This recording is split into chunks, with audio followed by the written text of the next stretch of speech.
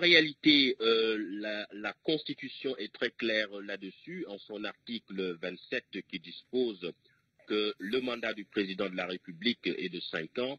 Nul ne peut exercer plus de 2 mandats consécutifs.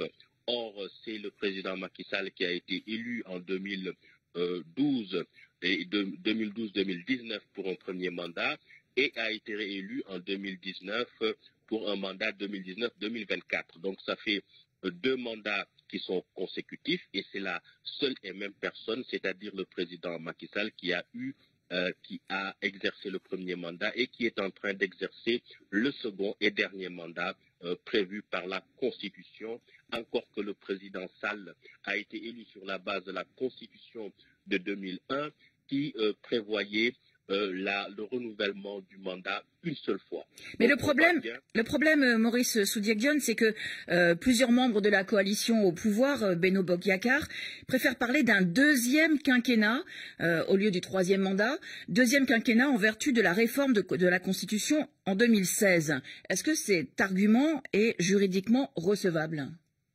Cet argument n'est pas juridiquement recevable pour la bonne et simple raison que la nature du mandat n'a rien à voir avec le nombre, avec la durée du mandat. Aux États-Unis, le mandat est de 4 ans. En France, le mandat est de 5 ans. Au Sénégal, le mandat est de 5 ans. En République démocratique du Congo, le mandat est de 7 ans. Le mandat, qu'est-ce que c'est? C'est une habilitation à représenter, à parler et à agir au nom et pour le compte du peuple pour un temps qui peut être variable.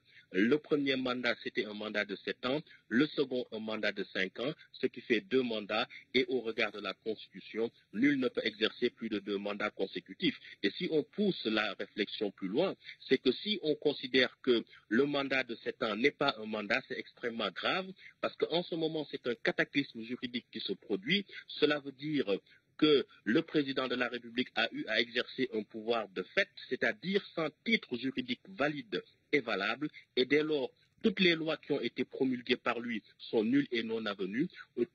Toutes les nominations à tous les emplois civils et militaires qu'il a eu à faire sont nulles et non avenues, et les actes posés par toutes ces autorités nommées par le président de la République également sont nuls et non avenus. Vous comprenez bien alors le séisme que cela produit dans l'ordonnancement juridique, ce qui constitue donc une aberration. Nul ne peut exercer plus de 2 mandats consécutifs, c'est très clair, et nul est un pronom impersonnel. Si on remplace nul par Macky Sall qui se trouve dans la situation juridique concernée, cela donne Macky Sall ne peut pas exercer plus de 2 mandats consécutifs. On ne peut pas être plus clair. Et on n'interprète pas ce qui est clair, précis, comme de l'eau de roche. Ali, vous avez une autre question pour Maurice Soudiek-Dione. Oui. Ma deuxième question. Ousmane Sonko a annoncé de mettre en place cette semaine un plan d'action pour s'opposer à d'éventuelles candidatures du 3e mandat présidentiel de Macky Sall.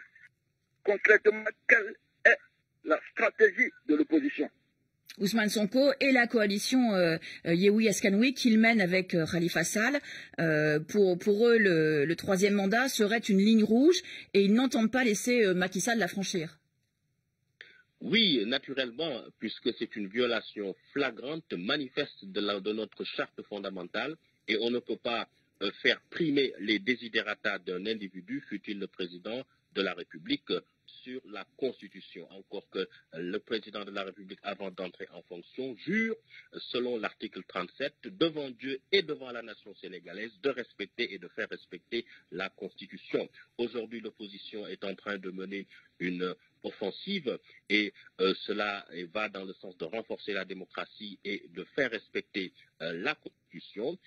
Cette initiative de l'opposition consiste à occuper le terrain, à sensibiliser les Sénégalais, à faire des actions sur le terrain et donc à se préparer à l'éventuelle candidature, 3e candidature illégale du président Macky Sall afin d'y faire face. Mais je crois qu'aujourd'hui, l'opposition doit éviter également d'entrer dans une confrontation inutile et prématurée tout en travaillant politiquement dans la perspective de cette échéance.